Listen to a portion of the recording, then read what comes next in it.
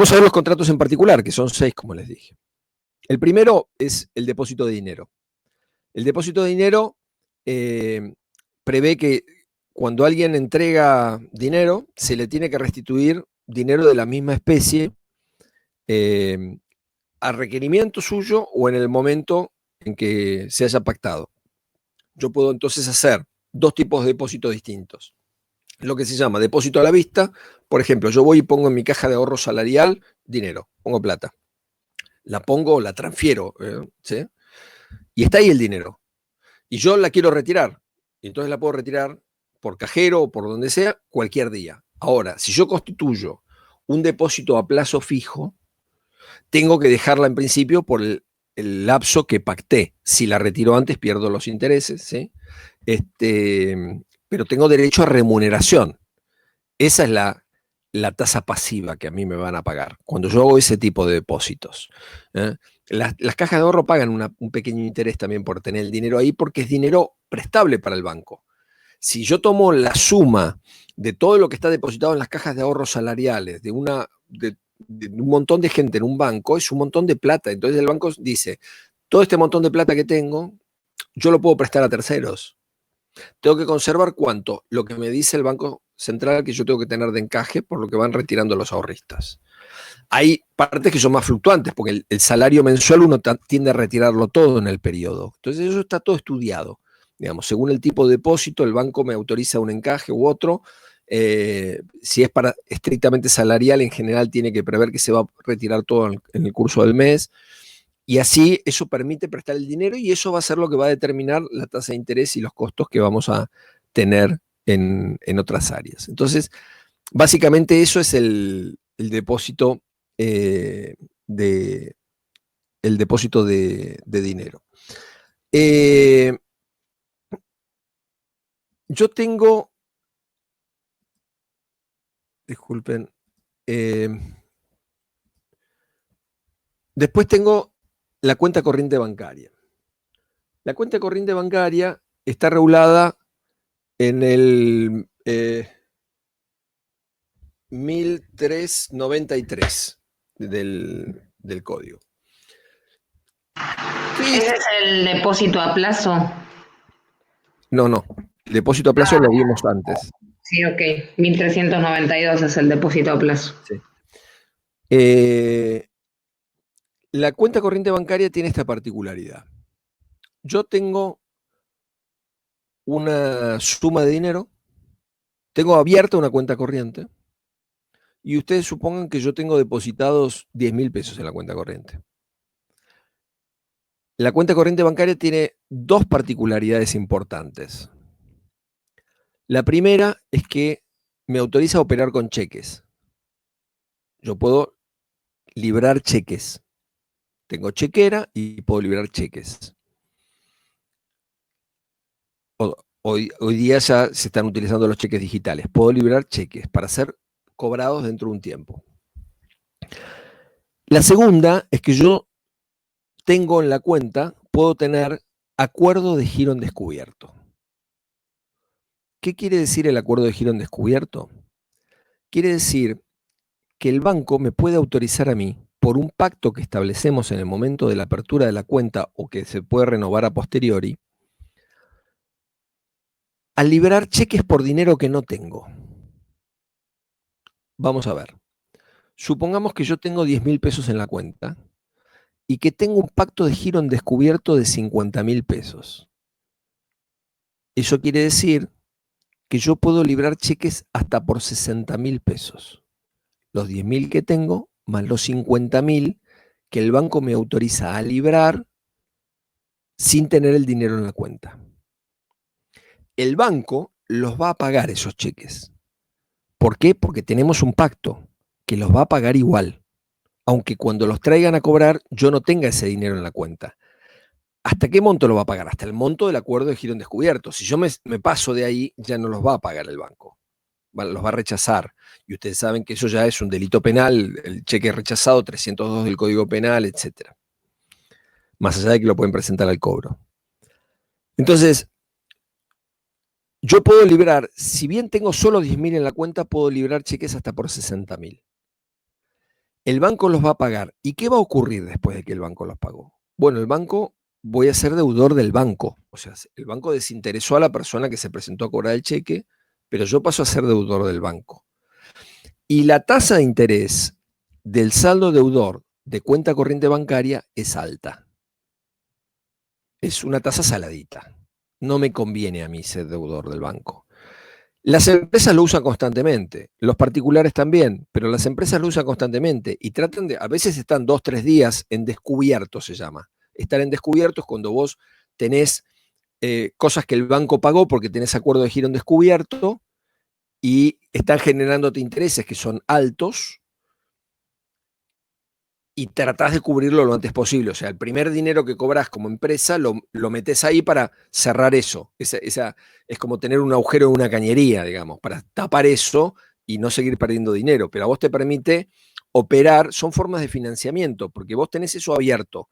Vos sabés que tenés ese margen, mensualmente vos podés tirar cheques como para responder por eso y te permite pagar proveedores o lo que sea, y después lo cubrirás en la primera que tengas. Entonces, los gerentes financieros de las empresas están constantemente viendo cuándo tienen que cubrir para no tener esos problemas o poder responder, o tratan de, en principio, tener la plata para el día que se va a presentar el cheque y no tener que utilizar descubierto, porque, insisto, es una tasa de interés alta. Entonces, hay un tema. Los intereses generados por el saldo deudor de cuenta corriente bancaria se capitalizan. Lo único que antes se capitalizaban como quería el banco. Podía ser semanalmente si al banco se le antojaba y así lo pautaba. Podía ser, lo normal es que fuera mensualmente. Y es ese efecto bola de nieve que les dije antes. Entonces, hoy día los intereses, según el código, esto lo dispone el código del 1398, se capitalizan trimestralmente. Entonces, el banco va a poder capitalizar trimestralmente. Eso me permite a mí saber que tengo ese periodo de 3 meses para pagarle al banco, tratar de pagarle para que no me caiga la capitalización y no se me incremente notoriamente la deuda. Y hay otra cuestión vinculada con la cuenta corriente bancaria, que es como el banco me está prestando dinero descubierto, etcétera, el banco tiene la posibilidad de ejecutarme si yo no pago. El 1406 prevé que si yo no pago, el banco puede emitir con la firma del gerente y del contador de sucursal un saldo deudor de cuenta corriente bancaria que es título ejecutivo. Los abogados del banco se presentarán en tribunales y dirán, quiero ejecutar a esta empresa o a este particular o lo que fuere, por esta suma de dinero de lo adeudado. Y naturalmente me cierran la cuenta corriente. O sea, si yo ya no pagué y me estoy atrasando 3 meses, me capitalizan, emiten saldo deudor de cuenta corriente bancaria certificado y inician la ejecución, me cierran la cuenta y no me dejan operar más. Y otra cosa que establece es que si hay cotitulares, que muchas veces son más de un titular, los de la cuenta corriente bancaria, son solidarios entre sí, son codeudores solidarios entre sí.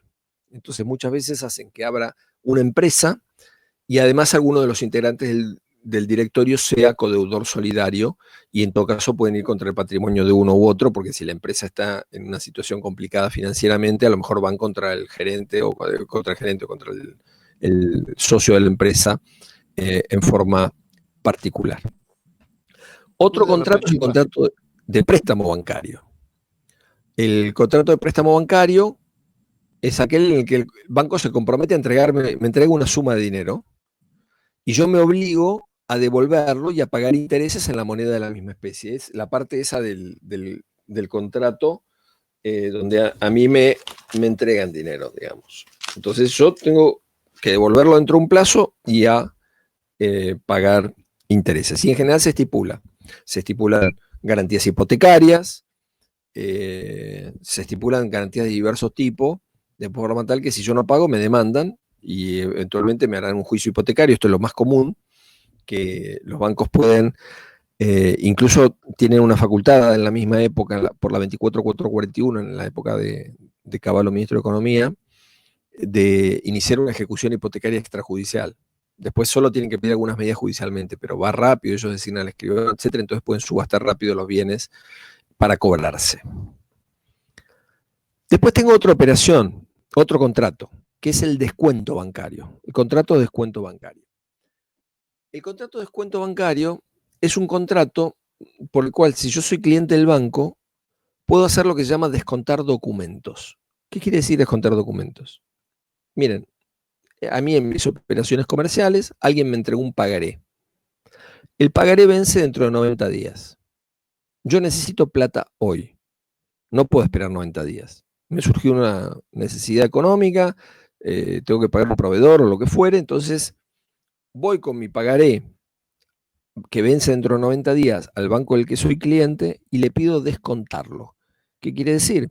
Le pido al banco que me dé la plata del pagaré ahora y se queden ellos con el pagaré y lo cobren ellos dentro de 90 días.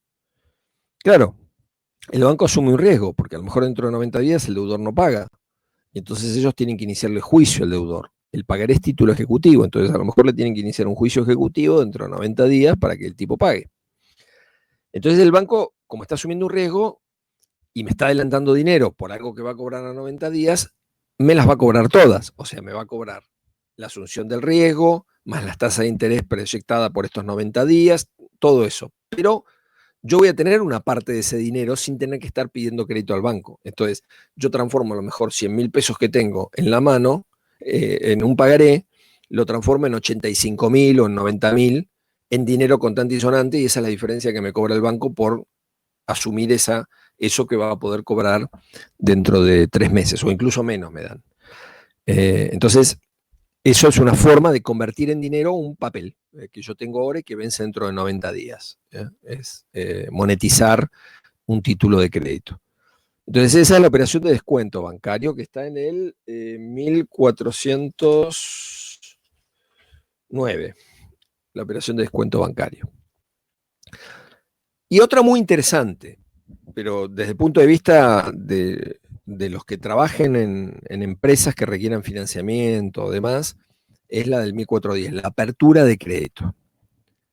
¿Qué es esto de la apertura de crédito? Supongan ustedes esta situación. Ustedes son una empresa que se entera que hay una licitación X privada en la provincia de Córdoba. Y ustedes se van a presentar y compraron los pliegos de licitación o lo que fuere, y en caso de serles adjudicadas a ustedes determinado emprendimiento, obra o lo que fuere, una concesión privada, ustedes van a tener que depositar una serie de dinero, una suma de dinero en garantía. ¿Qué sé yo? Depende de la operación, puede ser 10 millones de dólares, no sé. Entonces, ustedes no pueden pedir al banco un crédito por los 10 millones de dólares si no saben si van a ganar, porque si no, ¿qué hacen con esa plata? Se endeudaron con el banco por una suma de dinero importante sin saber si van a ganar la licitación. Y entonces, como ustedes quieren ganar la licitación, lo que le piden al banco es que les abra un crédito por la suma que ustedes necesitan. Ábranme un crédito por 10 millones. ¿Sí? Y lo establecemos por un año a lo mejor. Yo tengo abierta crédito con este banco por 10 millones durante un año. Entonces yo sé que cuento con ese dinero. Si no lo uso, se termina la operatoria y yo no tuve costos, ni tuve que pagar, lo pusieron a mi disposición por un determinado tiempo, pagué los gastos administrativos, pero no tengo que pagar intereses, no tengo que pagar nada porque no usé el dinero. Ahora a lo mejor no uso 10 millones, uso 5. Entonces yo puedo ir a Córdoba y negociar.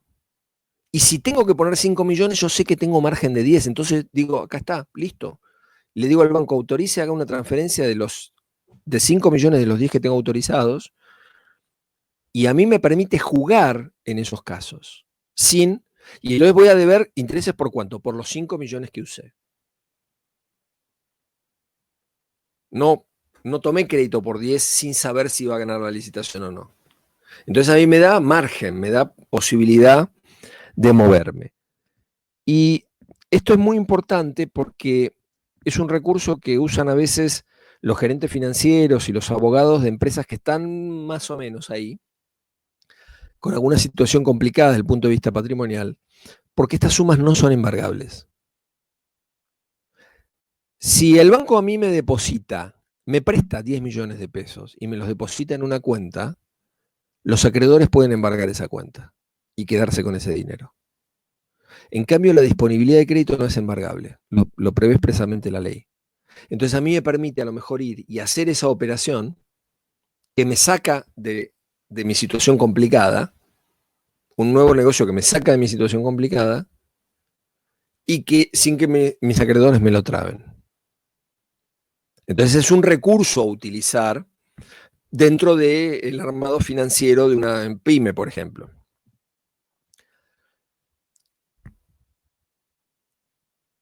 Entonces, esto, digamos, en lo que tiene que ver con la apertura a crédito. Son esos artículos que ustedes tienen, 1410, 1411 y 1412. Después tengo la caja de seguridad. Este a ustedes les debe sonar porque es más usado, hay más gente y cada tanto aparece en el diario, porque hay una industria que ha sido bastante prolífica en la Argentina, que es la de los boqueteros, ¿no? Entonces ustedes se encuentran que cada tanto hasta tenemos películas sobre asaltos a bancos en los que se vaciaron cajas de seguridad. Entonces, digamos, es un contrato más conocido. Contrato de caja de seguridad bancaria es un contrato por el cual yo contrato un espacio dentro de la bóveda de un banco, con las seguridades que da la bóveda de un banco o de una entidad autorizada a operar con cajas de este tipo, porque hay privadas también que no son todos los bancos, pero digo, entidades que no son bancarias. Y entonces yo contrato un espacio para ir y guardar lo que sea. Se juega con 2 llaves, el usuario tiene una llave, la otra la tiene el banco. Cada vez que ustedes van a abrir su caja de seguridad, se tiene que registrar que ingresaron, etcétera, quién ingresó, identificarlo, que sea un usuario legítimo de la caja de seguridad. Entra un empleado del banco, entra la persona, cada uno pone sus llaves, abren la caja de seguridad bancario y ahí el empleado del banco se va. La persona puede retirar el contenido de la caja de seguridad bancaria y se va a un gabinete cerrado donde puede guardar en esa caja lo que sea. En principio, todo tiene que ser lícito, obviamente. Nada puede poner en riesgo las cajas de seguridad bancaria. Digo, no puede depositar ahí material ignífugo y, por supuesto, tiene que ser todo material lícito el que deposite. En la Argentina se han utilizado históricamente para guardar joyas, guardar valores. Muchos sacan cajas, hay cajas de distintos tamaños, sacan cajas más grandes para guardar los títulos universitarios, porque como no tienen réplica, digamos, no se pueden duplicar o si se pierden no se puede obtener un nuevo ejemplar, los guardan ahí y se manejan con copias certificadas. Hay títulos de la casa y gente que naturalmente ha guardado dólares también. De hecho, hace unos años asaltaron un banco, los boqueteros, durante un fin de semana. Suele pasar en fines de semana largo esto. Vaciaron un banco en Las Heras y Callao. Y se dice que un conductor de televisión de programas periodísticos importante tenía ahí unos 6 millones de dólares, que como no los tenía declarados, no los pudo reclamar, porque acá no pudo reclamar ese monto, porque acá hay un tema. Yo ya les dije, es secreto lo que ustedes guardan ahí. Entonces, el día que a mí me abren la caja de seguridad, ¿qué le reclamo al banco? Digo, yo le puedo, ahí tendré que probar que tenía en la caja de seguridad, cuando lo roban. Los bancos hoy día pueden establecer topes de responsabilidad. Entonces el banco me puede decir, yo respondo, depositame, pero yo respondo hasta 500.000 pesos. Si vos me querés depositar algo que vale 1.000.000, yo respondo hasta 500.000 pesos. Y este es un pacto legítimo. Lo único que el banco lo tiene que decir con claridad, para que yo elija. Porque a lo mejor yo tengo unas joyas fabulosas que heredé, que valen 5 millones de pesos, y entonces no quiero depositarlas ahí porque solo responden por 500.000. Entonces me busco un banco que responda por 5 millones. cada banco me va a cobrar, de acuerdo a su responsabilidad, el uso de la caja. Se paga el uso de la caja. Entonces, me va a cobrar a mí periódicamente por ese... No sé por qué hay aplausos hoy. Me va a cobrar a mí por ese costo de la caja de seguridad. Entonces, ¿qué ocurre? El tema es la prueba. ¿Cómo pruebo yo lo que tenía en la caja de seguridad? Bueno, la jurisprudencia y el código ahora admite cualquier medio de prueba para probar cuál era el contenido de la caja de seguridad.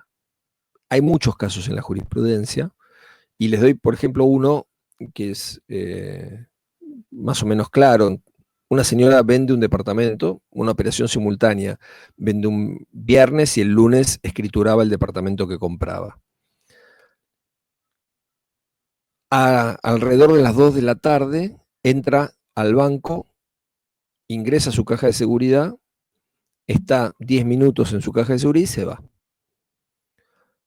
Ese fin de semana roban el banco y una de las cajas de seguridad que revientan es la de ella y pierde el dinero. Ella sostiene que había depositado ahí la plata de la venta de su casa y que por lo tanto eso la perjudicaba enormemente porque el lunes no pudo pagar la casa que compraba. Además de que tenía penalidades por no pagar, por no cumplir, se quedaba sin la casa. Esto es, había vendido la suya, no podía comprar una nueva, etc. Una de las cosas que se discutía era si efectivamente tenía el dinero ahí, porque de eso dependía todo lo demás. O sea, si yo tengo el dinero ese ahí y por eso no pude comprar, puedo reclamarte todos los otros perjuicios que vienen con eso. Ahora, si yo no tenía ese dinero ahí, el que yo no haya podido pagar la otra casa no tiene nada que ver con el banco. ¿Me siguen? Entonces, era un punto importante a probar, no solo por el dinero, sino porque eso permitía reclamar todo lo que era tenía conexión causal inmediata con eso. Esto es, que había tenido penalidades, que se había quedado sin la compra del departamento, en la calle, ta. ¿Qué hizo el juez? Citaron a declarar al escribano, etc. Entonces daba todo. Daba que la escribanía estaba ubicada en determinado lugar, la señora salió de la escribanía, supongan ustedes, a las 2 menos 20, el tiempo que le llevaba a llegar en taxi hasta el banco era más o menos 20 minutos, por lo tanto no debió haber ido a ningún otro lado, y se entiende que si llegó al banco a las 2 y había salido 2 menos 20 con el dinero de la escribanía, porque eso lo certificó el escribano, se entiende que lo que efectivamente guardó ahí, aunque nadie lo hubiera visto, porque eso se hace en un gabinete cerrado, era el dinero de esa venta. Y el juez lo tuvo por probado. Entonces hizo responder al banco por todos esos perjuicios que había sufrido la señora. Hay que mantener el pago de las cajas de seguridad bancarias y en caso de no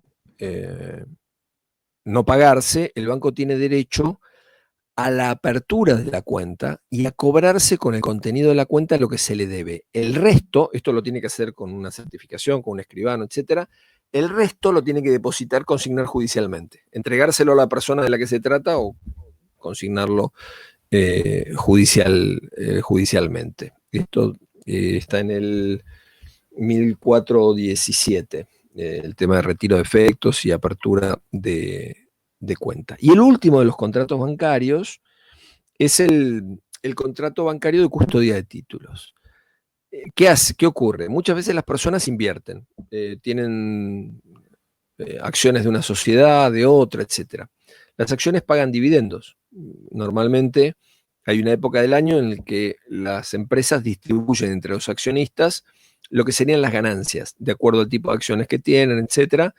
Y entonces los accionistas pueden pasar a cobrar los dividendos o los cupones de las acciones por distribución de dividendos. Claro, hay personas que tienen carteras de inversiones. Esto es que a lo mejor tienen acciones de distintas sociedades. Y entonces hay que estar administrando eso. Bueno, la custodia de títulos es un contrato por el cual yo le encargo a un banco que tenga guardados los títulos, esto es que tenga guardados los documentos para no tenerlos en mi casa y que me los puedan robar, y que se ocupe de cobrar. descuenta una comisión por hacer ese trabajo, pero es esa la que tiene que ver que mis títulos vencen en determinado momento del año, ver esta sociedad cuando paga acciones, etcétera, ir y cobrarlos. Y ¿por qué se incorporó al código? Porque la idea es estimular que los pequeños y medianos ahorristas inviertan en acciones y hagan esto para el cobro, no tienen que estar encima. ¿Por qué se quiere que inviertan en acciones? Para generar un mercado de capitales genuino. ¿Por qué? Porque el dinero que yo pongo en acciones de una empresa es dinero que le da un capital operativo a esa empresa para producir. Entonces es una forma de activar mercado, sin necesidad de que las empresas tengan que estar todo el tiempo acudiendo al crédito bancario. Entonces, tratan de estimular que las personas compren acciones. Y a veces parece que la compra de acciones fuera algo lejano, ¿no? Para las personas que no están en el mercado financiero fuera algo lejano. Yo les cuento una experiencia personal. Hace muchos años, yo era muy pibe, era empleado en tribunales en una fiscalía de cámara. Y el fiscal, y nos pagaron un retroactivo. Se había hecho un reclamo, etcétera, y nos pagaron un retroactivo. Y eran unos pesos. Es como si yo les dijera que hoy fueran 30.000 pesos.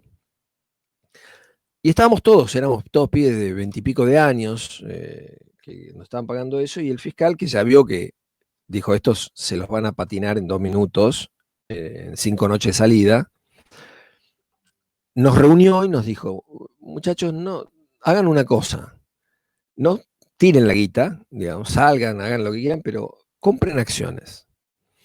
Claro, no, para nosotros es como que nos hablara en chino, y entonces él dijo, yo los pongo en contacto con mi agente de bolsa, etcétera, yo compro acciones desde hace años y es una buena inversión. Y en ese momento estaban las acciones de YPF, me acuerdo. Y el agente este de bolsa nos recomendó a todos que compráramos acciones de YPF. Y yo me acuerdo que compramos acciones de YPF y yo las vendí a los 2 años más o menos de haberlas comprado y cobré más del doble en una época en la que no había inflación. O sea, la ganancia fue muy grande. Para eso, ninguna inversión bancaria, claro, eso puede salir bien como puede salir muy mal y la gente perder la plata. Pero cualquier particular que quiera poner algo de dinero y tenga algo de dinero que pueda disponer, ponerlo en diversificarlo, puede ir a un agente de bolsa sin necesidad de mucho dinero y decirle quiero comprar acciones y que la gente de bolsa le recomiende comprar acciones de una u otra empresa según cómo están en el mercado. Hay épocas en que las cerealeras pagan más u otras. Ese dinero es dinero que capitaliza a las empresas como para que puedan avanzar en el mercado. Entonces es una forma genuina de ahorrar y de poder, de ahorrar para uno y de contribuir al mercado para otro. Por eso el código puso esto para tratar de estimular que la gente haga estas operaciones y facilitárselas. En la Argentina no tenemos cultura de esto. Los yanquis sí, los yanquis suelen tener, casi todas las familias, algo invertido en acciones, en algo tienen. Nosotros no tenemos esta costumbre por razones lógicas, que es que a veces las empresas en la Argentina son una lotería, digamos, en cuanto a su estabilidad, a la seriedad. Solemos tener empresas pobres de empresarios ricos, todas estas situaciones que en general la empresa... siempre se salvan los empresarios y mandan las empresas al bombo. Esto ha pasado infinidad de veces. Entonces, no se ha generado esta cultura y, no sé, por tiempo me parece que va a costar que se genere. Antes de pasar al contrato de factoraje, que es otro contrato vinculado con lo bancario, ¿alguna duda? Vamos a ver factoraje y con eso terminamos hoy.